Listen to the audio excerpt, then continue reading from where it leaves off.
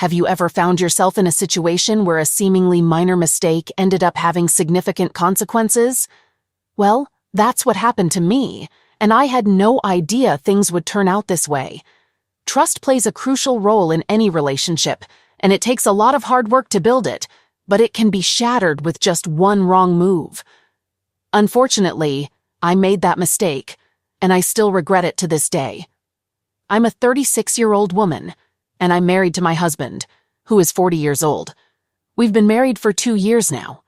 My husband is a professor at our local university, and I work there as an assistant professor.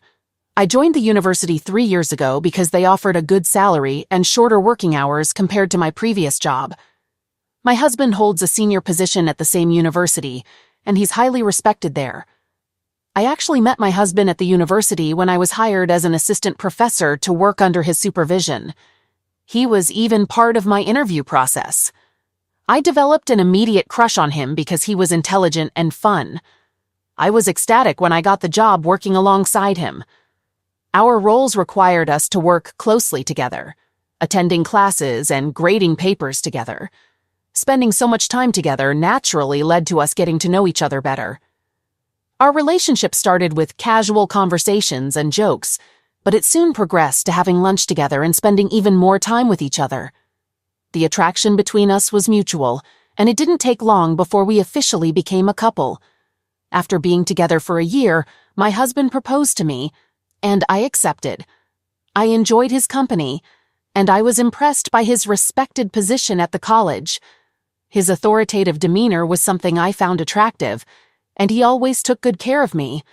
So I said yes, and we had a small wedding ceremony to celebrate our union. Our married life was going smoothly. I had moved into his cozy bungalow, and we were happily living together. Our life together was going quite well, especially since we also worked together. I was content and satisfied in my marriage, feeling like I had everything I ever desired. My husband embodied the qualities of a perfect alpha male, strong, confident, and charismatic. He had a clear sense of purpose and knew how to achieve his goals. I deeply admired his intelligence and strong work ethic. I believed we were an ideal match. However, I ended up losing him due to a small mistake I made a year into our marriage. A mistake I never thought would have such severe consequences. I deeply wish I could undo that mistake. It all began when a new assistant professor joined our university, whom we'll refer to as George. George was around my age, and he had an appealing charm, self-assuredness, and I must admit, he was quite attractive. We had casual conversations a few times before, but nothing out of the ordinary.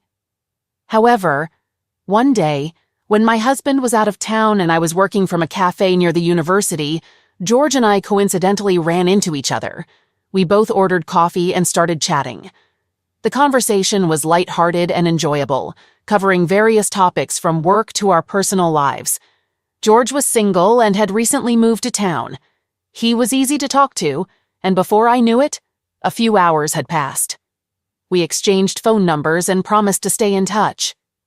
At that moment, I didn't attach much significance to it. I liked talking to George, but I was happily married to my husband. Little did I realize that this seemingly small mistake of exchanging numbers with George would trigger a series of events that would completely disrupt my life. Over the next few weeks, George and I began texting each other. Initially, our messages were about work and our hobbies, but gradually, they took a flirtatious turn. At first, I couldn't believe it. I was sure that everyone knew I was married and who my husband was. George started sending subtly flirtatious texts, and although I could have chosen to ignore them, I didn't. Instead, I responded in a flirtatious manner myself. I knew it was wrong, but I couldn't seem to control myself. I only messaged him when my husband wasn't around because I couldn't risk my husband finding out. I thought I was just having harmless fun with our texts, not doing anything terribly wrong. Then, one day, my husband and I had a major argument. He wanted to have a baby, but I had previously told him that I wasn't ready for parenthood. We had discussed this before, and I had been clear about not wanting a baby at this time. Raising a child comes with significant responsibilities, and I didn't believe I was prepared for that level of commitment. I tried explaining this to my husband, but he was too angry to listen. He said hurtful things, accusing me of running away from responsibilities due to my nature. His words deeply upset me, and he left the house to have some space. I was home alone, feeling upset and vulnerable after our fight. That's when George messaged me, asking if I wanted to meet for a drink. I hesitated at first, but the temptation was strong, so I agreed to see him. Since my husband needed space away from me, I felt it was fair for me to have some space as well. I thought it would be okay to meet with George under the circumstances. As I texted George, I made up my mind to meet him that night. We chose a bar located far from the university, on the outskirts of town, to minimize the chances of running into anyone who might recognize me there. The bar had a fantastic atmosphere, with dim lights and soft music creating the perfect setting for a night out. We indulged in drinks, and our conversation remained light and enjoyable. However, things began to spiral out of control as the night wore on. I ended up getting extremely drunk, ordering multiple shots of vodka. George remained with me throughout the night, and our flirting became more intense. It felt like we were the only two people in the world, and I momentarily forgot about the fight with my husband. It was a relief to escape the marital stress, even if only temporarily. The chemistry between George and me was undeniable, unlike anything I had experienced before. That night, I made a terrible mistake by cheating on my husband. Afterward, George walked me to my cab as we waited on the pavement. While we stood there, he kissed me. He gave me ample time and space to pull away, but I didn't. I kissed him back. I was so intoxicated that I didn't fully grasp the situation until the following morning when I woke up with a severe hangover. It took me some time to come to terms with the events of the previous night. The memory of my kiss with George rushed back, and I instantly thought, "Oh no, what have I done?" I left the bedroom and found my husband in the kitchen, appearing much calmer than the day before. He asked where I had been the previous night, and I told him I had gone out with my friends. He nodded and then apologized for the argument we had the day before. He reassured me that there was no rush to have a baby and that he'd give me all the time I needed to make that decision. He was eager to start a family, but he understood my concerns. Overwhelmed by guilt for my actions the previous night, I couldn't shake the feeling that I had betrayed my husband's trust. While it was just a kiss, it weighed heavily on my conscience. I deeply regretted my mistake, but there was no way to undo it. I knew I had made a serious error in judgment, and the remorse was eating me up inside. I wanted to confess to my husband, but I was paralyzed by fear. I dreaded his reaction, fearing that he might discover my indiscretion and choose to leave me. I knew him well enough to understand that he wouldn't easily forgive something like this. Later, when I went back to my bedroom, I noticed text messages from George. He had messaged me the previous night, inquiring if I had arrived home safely. His texts also expressed his enjoyment of our kiss and a desire to meet again. I immediately blocked him, unable to bear the weight of my dishonesty any longer. The guilt of not being truthful with my husband continued to eat away at me. I loved him deeply, and the thought of breaking his heart with the truth was agonizing, yet I couldn't muster the courage to confess what had transpired between George and me. Every night, I lay in bed motionless, replaying the moment when I made my terrible mistake. The guilt and fear weighed on me like a physical burden, pressing down on my chest. I had been carrying this guilt since that fateful day, yet I still lacked the courage to confess to my husband. Each time I tried to speak the words, my throat seemed to constrict, silencing me. So I made the painful choice to keep my secret. In the following weeks, I attempted to appear normal in front of my husband. However, every touch, every kiss from him left me feeling like a fraud, as if I were deceiving him, living a lie. I found myself trapped in a state of guilt and fear, unable to escape. Then one day, George attended a seminar organized by my department. My husband was the guest speaker at the event. Seeing George filled me with dread, as he was aware of our shared secret and could expose the truth if he wished. Fortunately, he chose to remain silent and never acknowledged me in any way during his time on campus. While relieved that he hadn't revealed our secret, my guilt only intensified, lurking like a ticking time bomb ready to detonate at any moment. The inevitable day of reckoning arrived. It was a Monday morning, and I was running late for work. I had a meeting with a colleague, and I was already 10 minutes behind schedule. I hastily grabbed my bag and left the house, only to realize I had left my phone at home. Panic briefly overcame me, but I decided to continue to the university, accepting that I would be tardy for my meeting. I couldn't afford to turn back and risk further delays. My husband had no morning commitments and was planning to arrive separately for an afternoon meeting. Upon my arrival at the university, I rushed to my meeting, a sense of unease gnawing at me.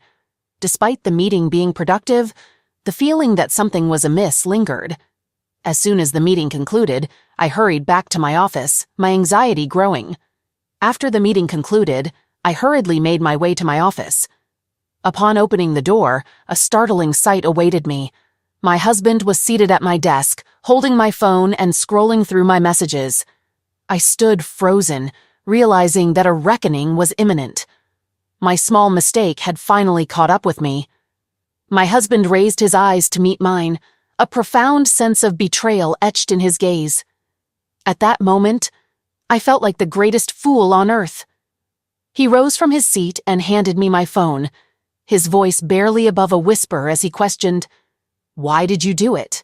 He had meticulously examined my text messages with George, reading our flirtatious exchanges, references to the kiss, and the content of our texts. I found myself utterly speechless, aware that there was no justification for my actions. All I could do was lower my head in shame and await the consequences. My husband explained how he had sensed something amiss in my behavior during the past few weeks, believing it was related to our disagreement about having a baby. Consequently, he had offered me space, assuming I was still upset. He expressed his disbelief, saying, "I never thought you'd betray me like this." He left my office without uttering another word, leaving me alone with my overwhelming guilt and shame. I recognized that I had irreparably damaged his trust, uncertain if I could ever regain it. For what felt like hours, I sat at my desk, numbed by shock and remorse. I had obliterated the most precious aspect of my life, my marriage, all due to a thoughtless kiss.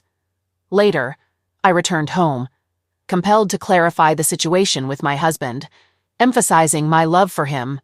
He sat on the living room couch, sipping his whiskey.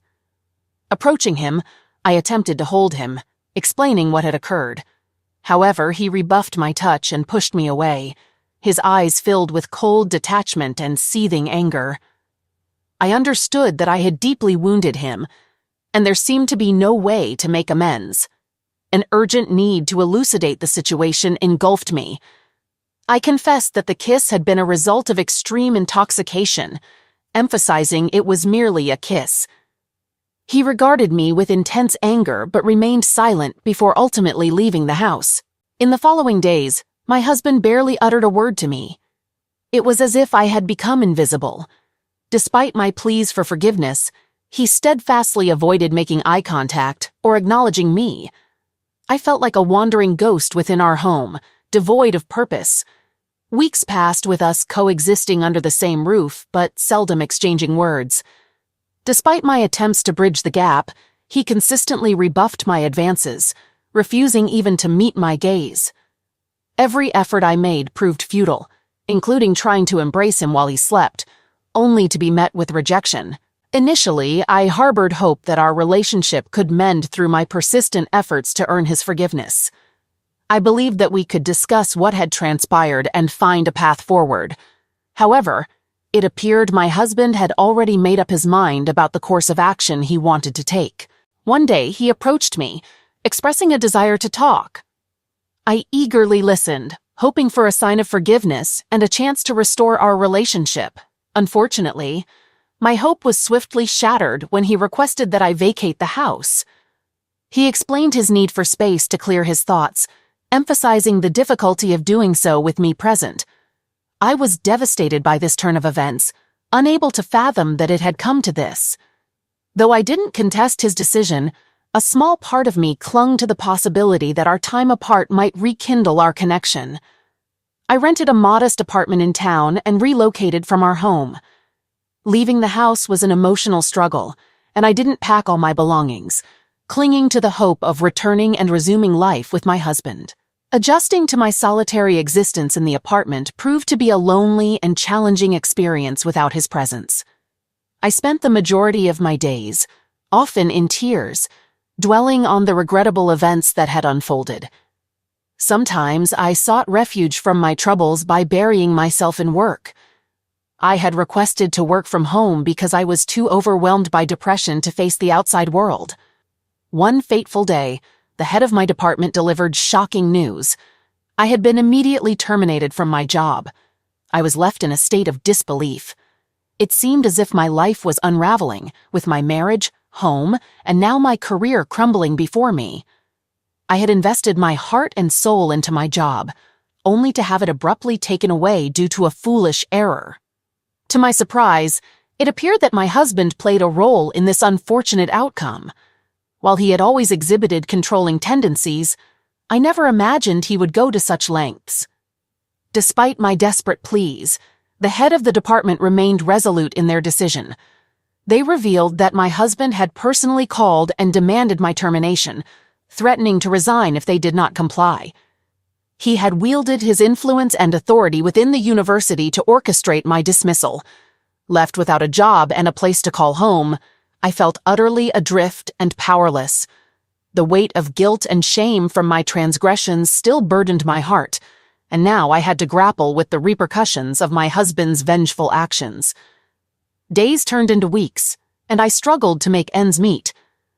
My savings were meager, and despite applying for jobs far and wide, I received no offers. I felt like a failure in every aspect of my life. However, an unexpected turn of events occurred when George reached out to me. He had resorted to emailing me since I had blocked his contact on my phone. Retrieving my mail wasn't a challenge, since George also worked as a professor at the university where I used to be employed. He informed me that he had heard about my situation and expressed a desire to assist me. Initially, I hesitated because in many ways, he was the root cause of my predicament. I was already without a job, and my husband harbored strong resentment toward me. I couldn't fathom how things could worsen, so I decided to meet George to see what he had in mind. Our rendezvous took place at a cozy cafe near my apartment. George was impeccably dressed in a sharp suit and wore a charming smile. He kindly offered to buy me a coffee, and we settled at a small table by the window. As I poured out my troubles to him, he attentively listened. I divulged the entire saga involving my husband, my job loss, and my life spiraling out of control. Speaking with him brought a sense of relief, as if a heavy burden was finally lifting from my chest. It marked the first time I had shared my ordeal with someone. After I had finished recounting my troubles, George remained silent for a moment. Then, he leaned forward and gently took my hand. In a soft tone, he apologized, expressing his unawareness of the extent of my suffering. His gaze locked onto mine, and for an instant, I felt myself immersed in his eyes. They held a warmth and kindness I hadn't encountered in a long time, almost providing solace. "I want to help you," he offered, his gesture comforting. Despite appreciating his offer, I initially declined, fearing it would only further enrage my husband. I didn't want to exacerbate the situation.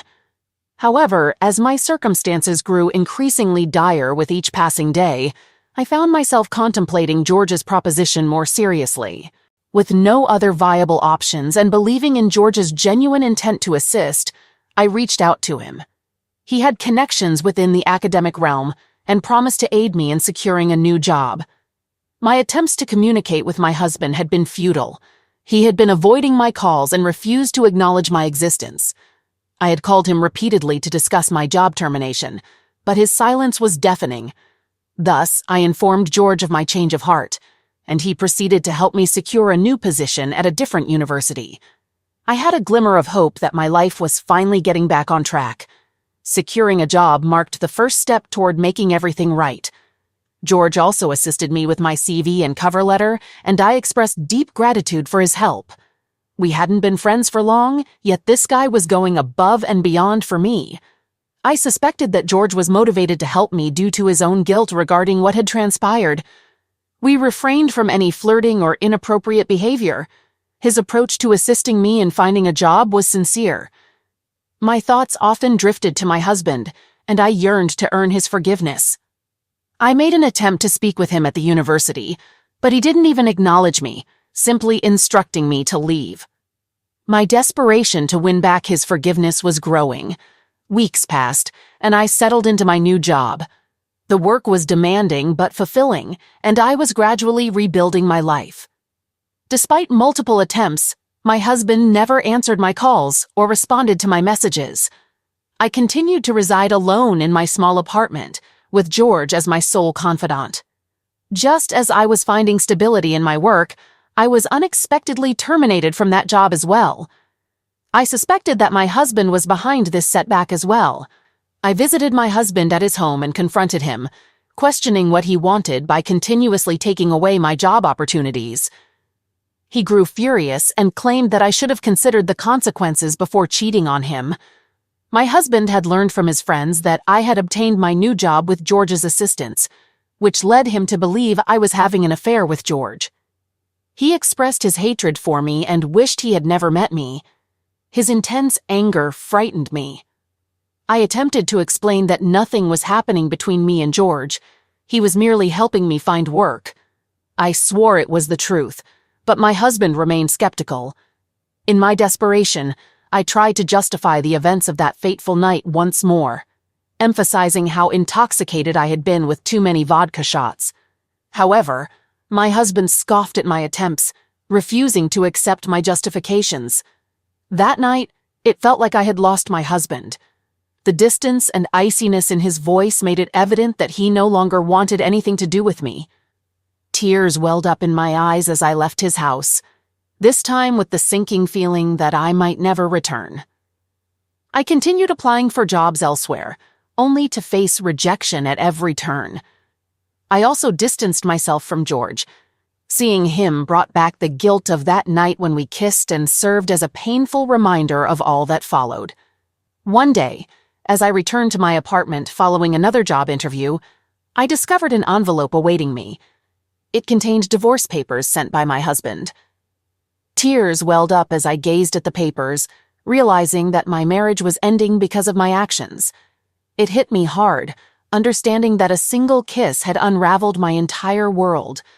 I never imagined that one mistake could cost me my marriage and much more. Yet here I was, alone and without anyone to lean on. My circle of friends in town was limited, and those I knew were also friends with my husband, making it unlikely they would side with me at the cost of their friendship with him. My family had moved to another state due to my dad's job transfer. The following days felt like a painfully extended nightmare. I cycled through various emotions from sadness and anger to guilt and despair. Eventually, I reached a point where I felt nothing at all and recognized that the only path forward was to gradually rebuild my life on my own. I took a deep breath, wiped away my tears, and realized it was time to confront reality and move forward. I made the difficult decision to sign the divorce papers. There was no point in fighting for my marriage when my husband had given up on it and, understandably, on me. I accepted the responsibility for my actions and understood his decision. I signed the papers and visited my husband's house to deliver them and collect my remaining belongings. He opened the door and allowed me in. After giving him the papers, I explained that I needed to gather my things as well. He simply nodded and stepped aside to grant me access to the bedroom. While going through my belongings, I stumbled upon a small note my husband had written for our first anniversary. It read, "I love you more than anything in this world. You are my life, my soulmate, and my partner in crime. Happy anniversary, my love." The note brought tears streaming down my face. How had things gone so awry? How did our love dissipate? I packed my belongings as best as I could and left his house. hoping for a fleeting, longing glance from him, but only encountering coldness in his eyes. Upon returning to my apartment, I decided to take a break from everything and embarked on a walk. Lost in thought, I wandered aimlessly and failed to notice an oncoming car speeding toward me. A stranger intervened, pulling me to safety just in the nick of time. This incident jolted something within me. I resolved not to remain a damsel in distress any longer and to seize control of my life. I sent a message to my husband, stating that if he was resolute in his decision, I wished for the divorce to be expedited. He didn't respond directly, but his lawyers contacted me and assured me that the divorce proceedings would be swift since it was an amicable divorce. They outlined the terms, including a fair division of my husband's life earnings. I understand I didn't merit it, and he wasn't willing to share with me willingly. Legal obligations required him to do so. I asked them to relay to my husband that I didn't require his money or assets. Despite losing my job and needing the money more, I hoped this might lead to his forgiveness. Unfortunately, it didn't. The lawyers contacted me later, explaining that my husband had stated it wouldn't impact his decision. Our divorce proceedings commenced promptly and proceeded as smoothly as possible. During our court appearances, my husband never cast a glance in my direction and communicated solely with his attorneys. His chilly demeanor deeply pained me. The court granted our divorce within 3 months. I clung to hope until the last moment. When the judge inquired if my husband was certain about proceeding, I waited for him to say otherwise. However, that moment never arrived. My husband appeared relieved to sever all ties with me after the divorce, while I continued to miss him every day. I wished I could turn back time and rectify my mistake, but that remained a mere wish. I had to bear the burden of destroying my relationship with my husband for the rest of my life. After the divorce, I had lunch with a friend who had reached out, mentioning it had been a while since we connected. I wasn't particularly enthusiastic, but I agreed nonetheless. This friend was a mutual acquaintance of mine and my husband's. She informed me that my husband had begun dating again. As soon as the words left her lips, she realized what she had disclosed and promptly changed the topic. I couldn't believe what I had just heard. I acknowledged my grave error but still loved my husband deeply and hadn't contemplated moving on. Yet he seemed to have moved forward effortlessly. I probed for more information, but she remained tight-lipped. I had no one but myself to blame for my predicament. Had I not made that foolish mistake, I'd still be at home with my husband. I can't alter the past, so I'm focused on adapting to the current changes. I realized I couldn't keep encountering my husband or witness him with another woman. To escape this pain, I thought leaving town was the best solution. No one was likely to offer me a job here, especially now that my divorce was public knowledge. I secured a job in a nearby town, albeit with a significantly lower salary than what I used to earn alongside my husband. With no other choices, I accepted it and relocated. My presence doesn't matter to anyone in this town, one way or another. I'm simply trying to get through each day for now. Some days are exceedingly tough. I'm contemplating saving some money and seeking therapy. Perhaps it can help alleviate the guilt weighing on me. I'd appreciate hearing your thoughts. Update. To those inquiring about my current well-being, thank you for asking. To be honest, I'm uncertain if I'm okay or not. Processing everything that has occurred remains challenging, but I attempt not to dwell on it excessively. Whenever I reflect on the past few months, it leads to breakdowns. I'm hoping that time will bring improvement. Regarding the comments asking if my husband or I attempted to contact each other post-divorce, I did make an effort to reach out, but he blocked my number and other social media platforms. I sent him a letter apologizing and expressing my hope for a conversation, but as expected, there was no response from him. Update. It's been over a year since my last update. Much has changed since then. I believed I was finally making progress in life. My breakdowns had become less frequent. I was actively attending therapy sessions. Fortunately, I hadn't lost my job, which was as good as it could get. Over the past year, I made several attempts to reach out to my ex-husband, but he never responded. I even sent birthday wishes via mail, and our anniversary was especially tough for me. Despite my efforts, he remained silent, still blocking me on his phone. I knew he was dating someone, as a friend had informed me. I thought that with time, he might have forgiven me, and, at the very least, engaged in a conversation with me. Simply talking to me would have meant a lot, but that hope dwindled, and I started trying to move forward with my life. Just as I was taking steps to move on, a recent event set me back.